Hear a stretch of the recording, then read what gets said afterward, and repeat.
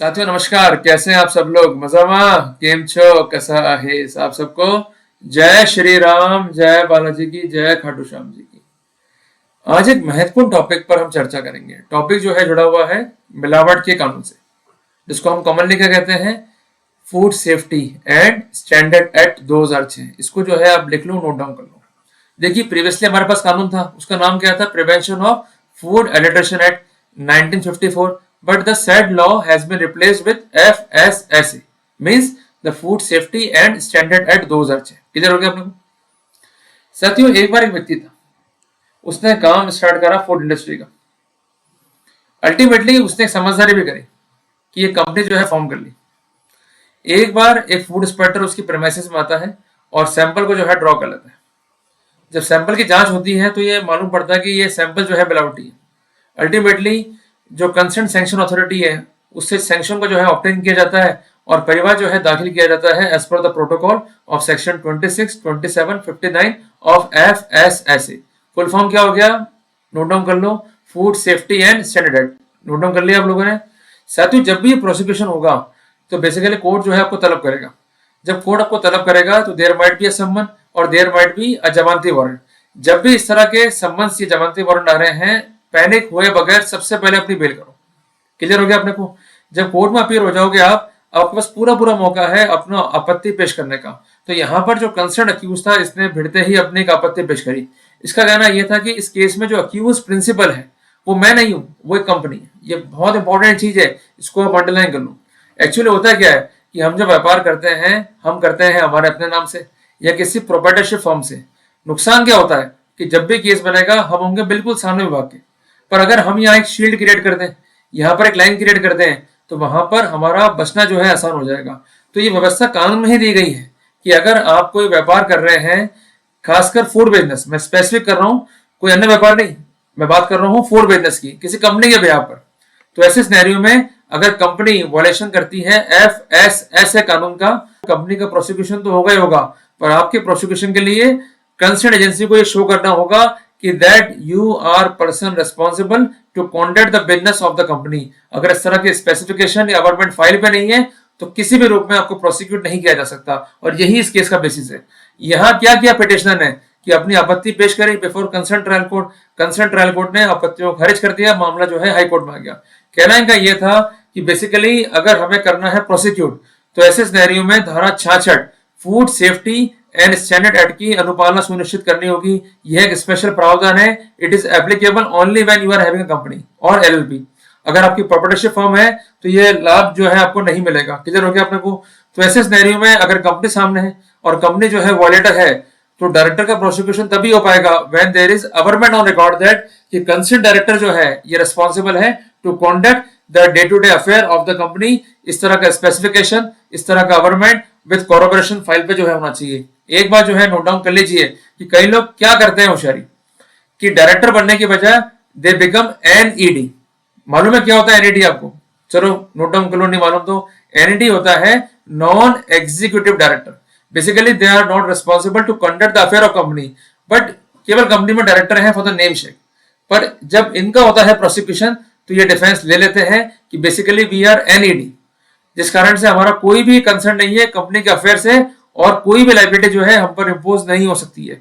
और इस बात को सस्टेन करता है ऑनरेबल सुप्रीम कोर्ट का एक महत्वपूर्ण जजमेंट, जिसका टाइटल है SMS फार्मास्यूटिकल लिमिटेड बनाम नीता भल्ला। तो गवर्नमेंट के साथ साथ स्पेसिफिकेशन भी होना चाहिए, कोरोबोरेशन भी होना चाहिए। कुछ भी एलिमेंट जो है मिसिंग हो गए फाइल के ऊपर, then the accused will get the benefit. तो ये बड़े बड़े कॉर्पोरेट जो हैं वो निकालते हैं गलियां और उससे जो है बच के निकल जाते हैं। कई बार ये लोग क्या करते हैं, ये लोग एक एग्रीमेंट करते हैं किसी व्यक्ति विशेष के साथ में कि जो कंसर्न प्रोसेसिंग यूनिट है उसके बारे में हमें तकनीकी जानकारी नहीं है, तो we are appointing you technician. अगर ये फूड मिलावटी पाया गया, इसमें कोई भी गड़बड़ हुई तो आप जो है जिम्मेदार होंगे। और जैसे ही उस कंसर्न व्यक्ति ने एग्रीमेंट को लिखा तो कंसर्न डायरेक्टर अपनी लाइबिलिटी से एब्सॉल्व हो गया।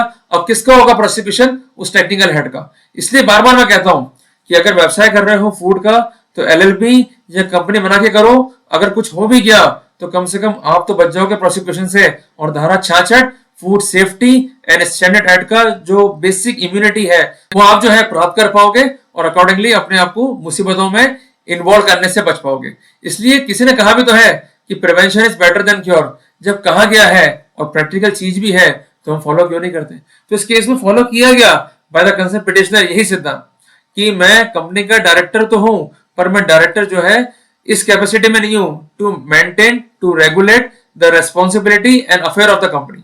तो ऐसे सिनेरियो में जब मेरा कोई रेस्पॉन्सिबिलिटी नहीं है regarding the affair of company तो मेरा प्रोसिक्यूशन बैडल लॉ है, मेरा प्रोसिक्यूशन धारा 66 FSSA से हिट है। तो ये पॉइंट कोर्ट ने माना वैलिड और इसका बेनिफिट जो है अक्यूज को मिला और इसका लाभ क्या मिला कि उसके विरुद्ध प्रोसीडिंग ही क्वैश हो गई। इसके अलावा इसने एक पॉइंट ये भी लिया कि जो ये प्रोसिक्यूशन है ये बैडल लॉ है क्योंकि सैंपल जो है लिया गया, सैंपल की जांच रिपोर्ट आई, उसके बाद सैंक्शन को ऑब्टेन किया गया, परिवाद को जो है पेश किया गया। पर यहां पर एक नियम है कि परिवाद जो है पेश करना है within 1 year from date of offence. ये नोट डाउन कर लीजिए, within 1 year from date of offence में परिवाद पेश करना है जिसके लिए धारा 77 इंपॉर्टेंट है। पर कई बार ऐसा होता है कि परिवाद 1 साल के भीतर भीतर पेश नहीं हो पाता। अगर टाइम को एक्सटेंड करना है तो ये टाइम एक्सटेंड हो सकता है बट अप टू 3 ईयर। पर इसके लिए कमिश्नर ऑफ फूड सेफ्टी को एक ऑर्डर पास करना होगा, ऑर्डर में रीजंस देने होंगे and reasons must be specific and must be supported by effective collaboration. अगर ऐसा नहीं है तो सेक्शन 77 FSSA का उल्लंघन होगा, प्रोसीडिंग्स जो है बीशीट होगी। तो डायरेक्टर ने पहले खुद को बचाया फिर वो कंपनी को बचाकर भी जो है लेकर गया। तो कुल मिला के मेरा कहना यह है कि जब भी आप लड़ते हो मामले फूड सेफ्टी के तो इस बात को इंश्योर कर लें कि तकनीकी बिंदु तो हमारे केस में इन्वॉल्व नहीं है। अगर तकनीकी बिंदु इन्वॉल्व है तो हम उस पॉइंट पर भी डिस्चार्ज या एक्विटल या क्वेश्चन जो है क्लेम कर सकते हैं। बट ये बात है सिर्फ एक्सपीरियंस की। तो इसलिए मेरा आपसे आग्रह है कि जब भी आपको कोई नोटिस आ रहा है कंसर्न कानून के तहत या कोई परिवार जो है पेश हो रहा है आपके अगेंस्ट कंसर्न कानून के तहत तो आगे बढ़ने से पहले केस को रिव्यू कर लें और जो कानूनी प्रावधान है उसके तहत अपने नोट्स को जो है रेडी कर लें ताकि जब कभी भी केस को आप कंटेस्ट करें तो इफेक्टिव रूप से आप अपने पक्ष को रख सकें और जो इफेक्टिव रेमेडीज हैं कानून में उसको जो है ले सकें। जैसे यहाँ इन लोगों ने रिसर्च किया तो इन लोगों ने क्या पाया कि धारा 66 का उल्लंघन है, धारा 77 का उल्लंघन है। 2 तकनीकी पॉइंट पे एक केस को जो है उन्होंने बाहर कर दिया। जरा सोचो ये बंदा सिर्फ होता प्रोप्राइटरशिप फर्म का मालिक तो क्या होता, ये बच पाता? उत्तर नहीं। जरा सोचो कि परिवाद भले ही पेश हुआ है 1 साल बाद पर इसको जानकारी नहीं होती 77 food safety and standard act की तो क्या ये पॉइंट को रेस कर पाता? उत्तर नहीं। इसलिए बहुत जरूरी है कि इस तरह के मामले जब भी हमारे सामने हो हम इसका एक प्रॉपर रिव्यू करें, रिव्यू करने के बाद लीगल पोजीशंस को जाने और उसकी लाइट में जो है अटैक करें ताकि हमें बेनिफिट मिल जाए और हम अपने राइट्स को जो है सिक्योर कर पाए। जल्दी मिलेंगे एक नए टॉपिक के साथ। टिल देन जय हिंद जय भारत।